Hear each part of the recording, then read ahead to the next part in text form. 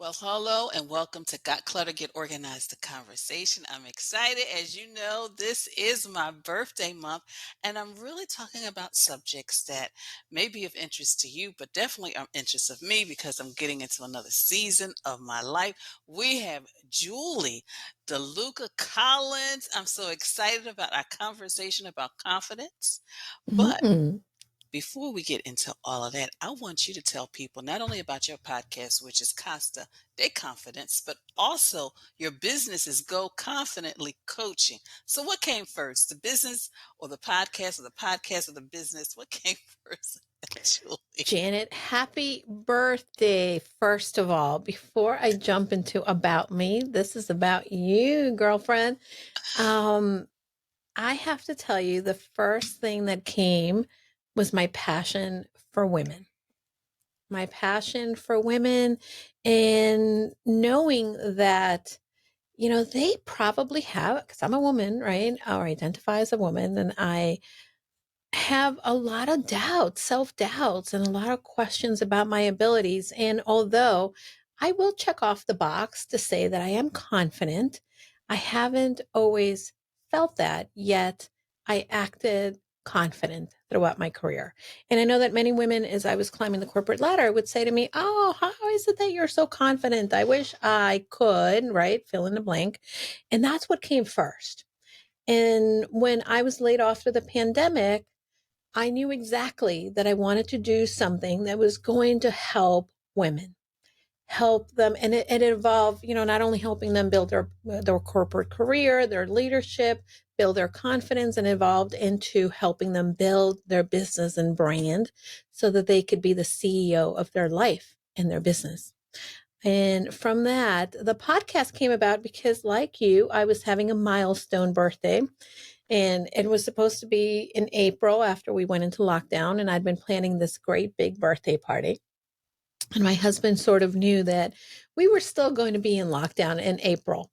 And from that, he got the podcasting equipment. He said, "You're starting a podcast." And I thought, "What? You got to be kidding me. I don't think so."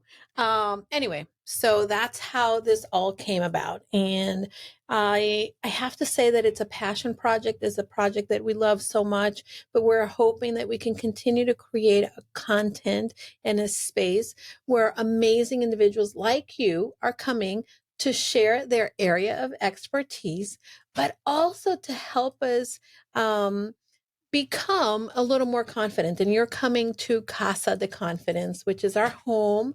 And we want to be able to create this wonderful opportunity for others to learn and grow and just chat and have a good time overall. Well, today the conversation is about confidence because, like I said, I'm, celebrating a milestone birthday.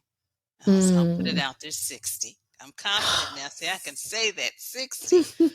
And I'm noticing just in my group of friends, but even sometime in myself, it's like we've accomplished all of these things in our careers. We're really experts in our fields, but then somehow we lack confidence. And I feel sometimes that lack of confidence prevents us from letting go. It could be transitioning from one career to another.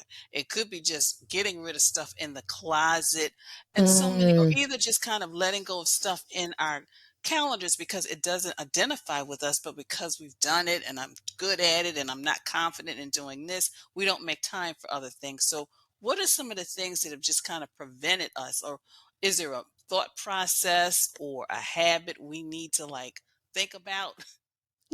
Well, the first thing that I'm going to tell you is that a lot of us, and this is something that I have done, and by the way, no shame on that, and it is really part of the human experience. We end up living in the white noise of life.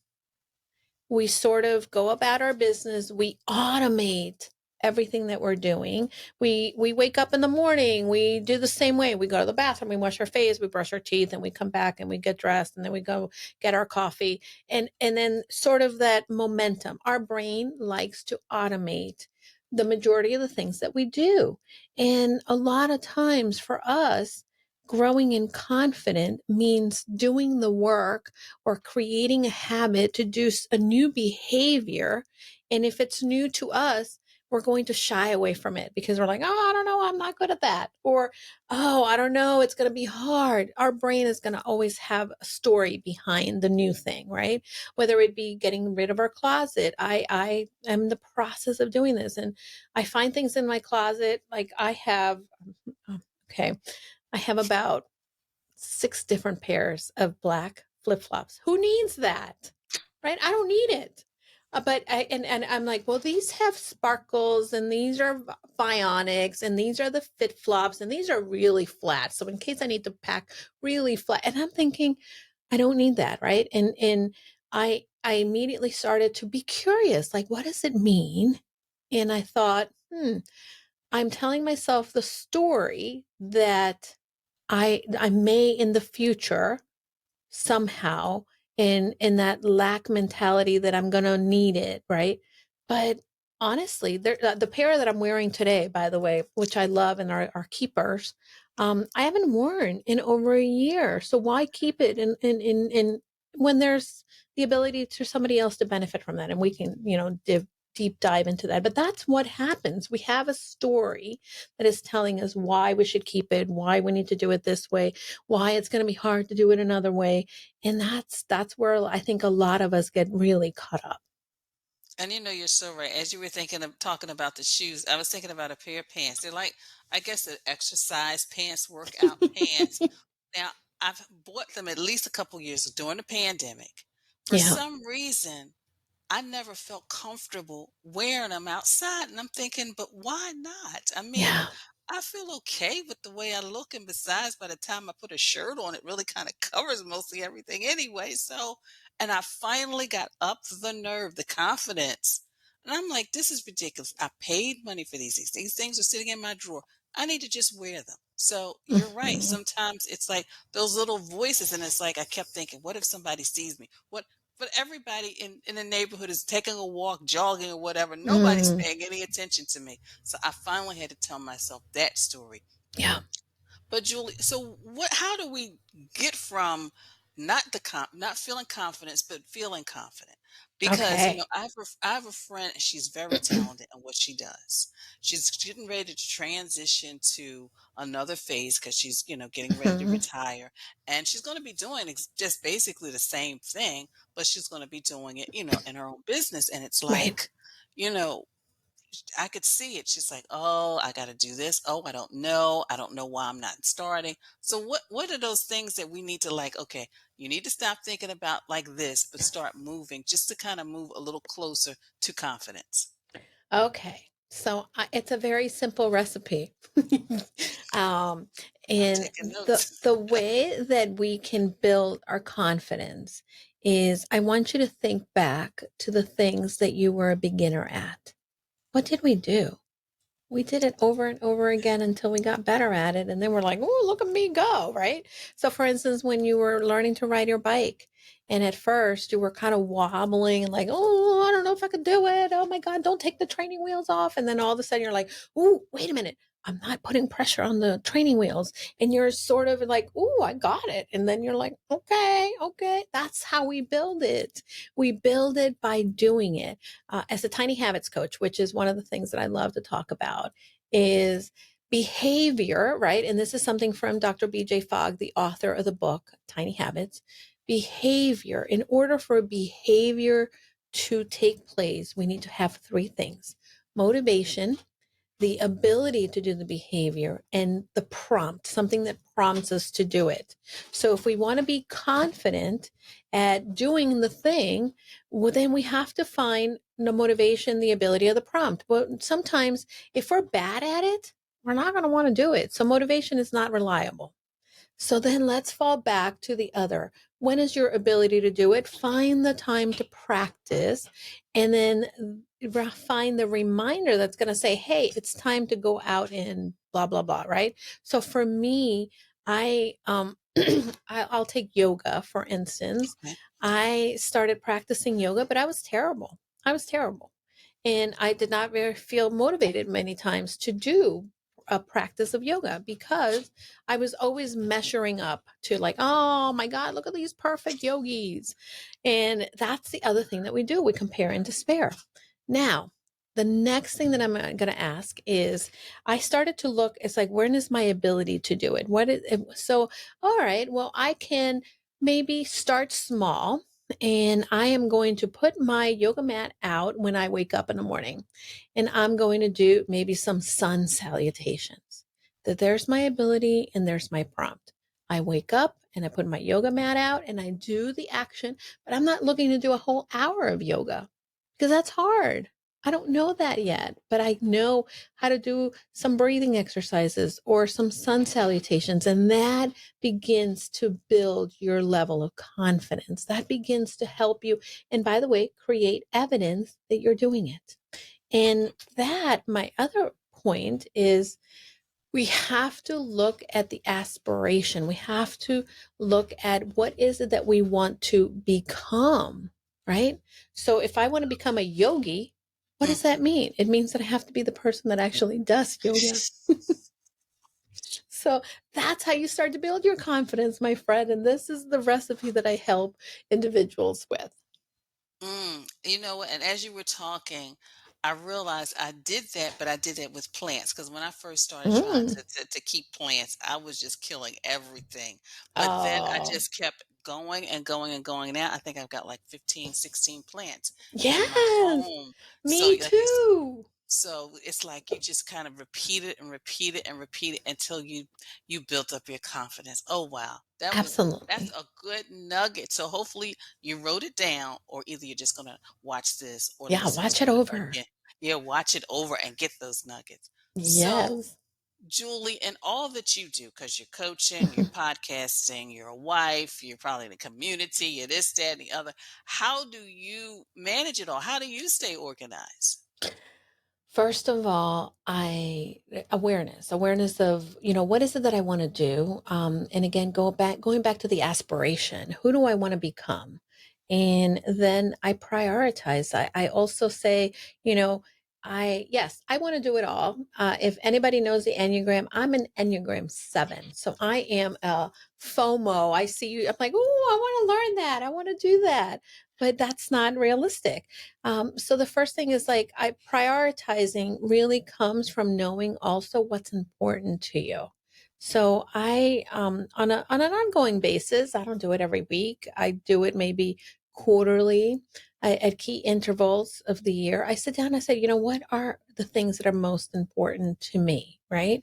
And I go there's 10 different areas of life, for instance, that you can look at. There's your personal, your relationships, your spouse or your significant other, your children's, your spiritual life, your business, your career, your money, the community work, all of these different things, and come up with all of these, and then ask yourself, okay, what's my number one priority?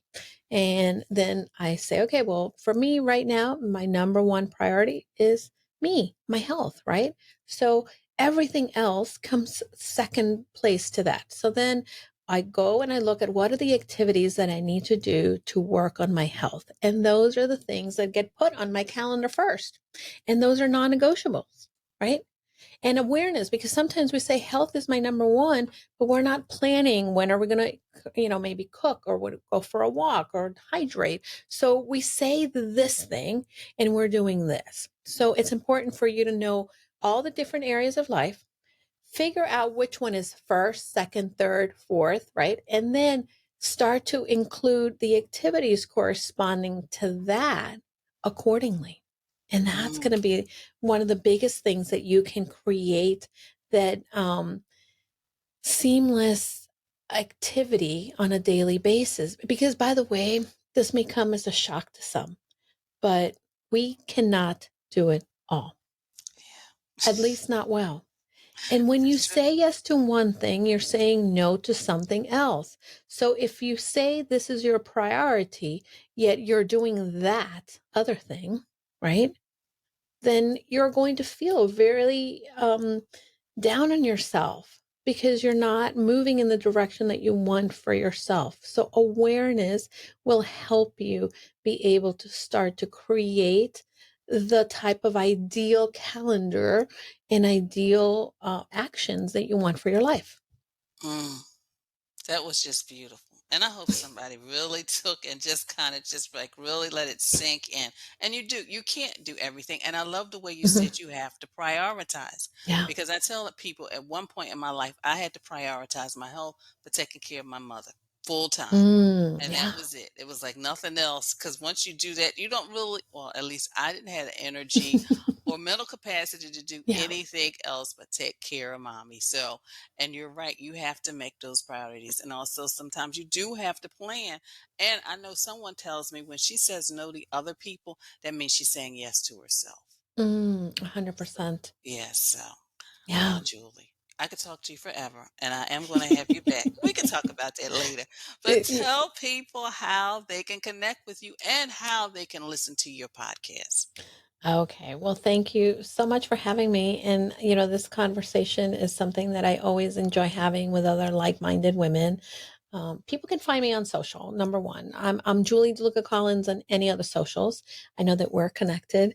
My website, and by the way, if anybody wants to create tiny habits or someone is looking to learn how to prioritize, if you go to goconfidentlycoaching.com/quick links. You can find all of the different things that are my favorite tools and things that can help you. Everything is free on there, but these are some resources for you to be able to connect with me and learn tiny habits. There's a journal. There's also what are the sabotaging behaviors? There's a quiz in there that you can take as well. There's my book is in there as well, and you can check it out. So certainly the podcast, Casa de Confidence, if you want to tune in, that is the quickest way in which you can find all the things, Julie, and pick the thing that resonates the most with you. And of course, I will have all of her links below in the show page as well as the show notes.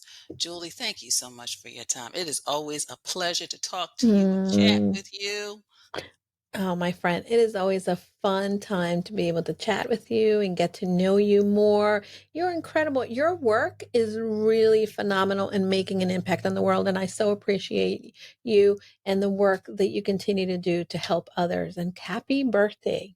Oh, thank you so much, Julie. And of course, the feeling is mutual in the work that you do as well. Thank you so much.